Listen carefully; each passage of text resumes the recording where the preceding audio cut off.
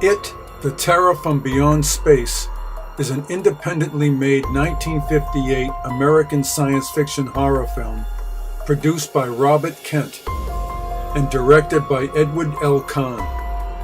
The movie stars Marshall Thompson as Colonel Edward Carruthers, Shirley Patterson as Ann Anderson, and Kim Spaulding as Colonel Van Housen.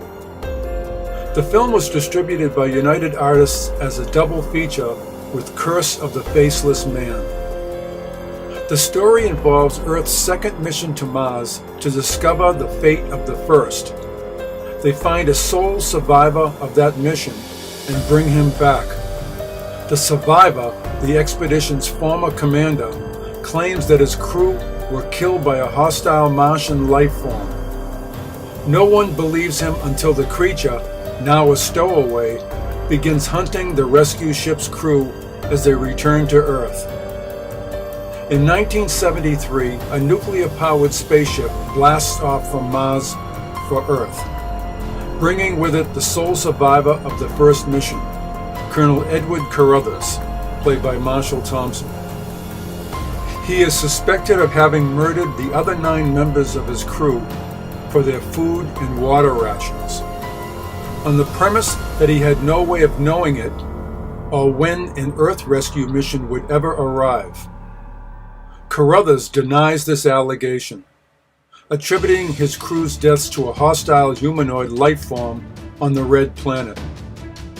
Commander Colonel Van Housen is unconvinced and makes sure that Carruthers is constantly accompanied by another member of his crew. While the ship was on the Martian surface, a large external exhaust had been left open, allowing the creature easy access. The crew are at first skeptical that something crawled aboard while they were on Mars. However, when Kindholz investigates odd sounds coming from a lower level, he is killed in his body hidden in an air duct. Next is Gino Finelli. He is found barely alive, but the creature attacks his would-be rescuer.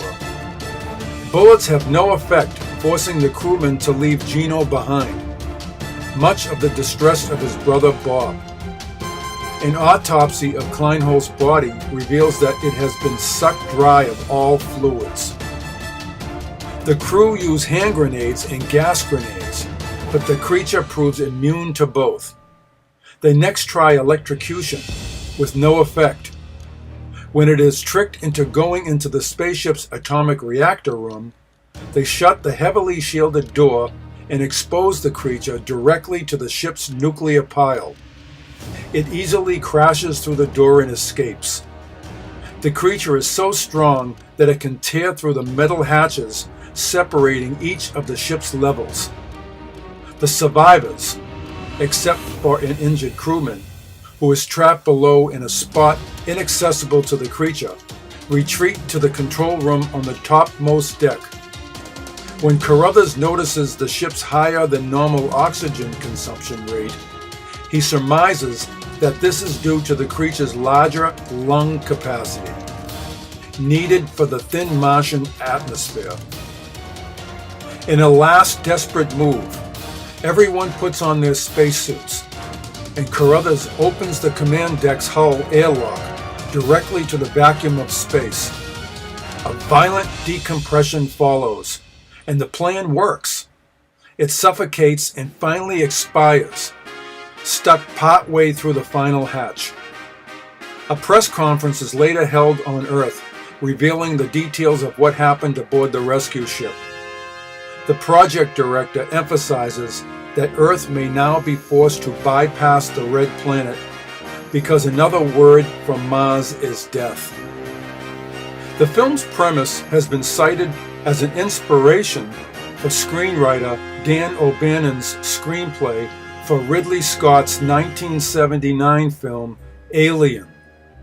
So check out this classic sci-fi horror film on DVD or Blu-ray, and I'll see you in the next exciting video.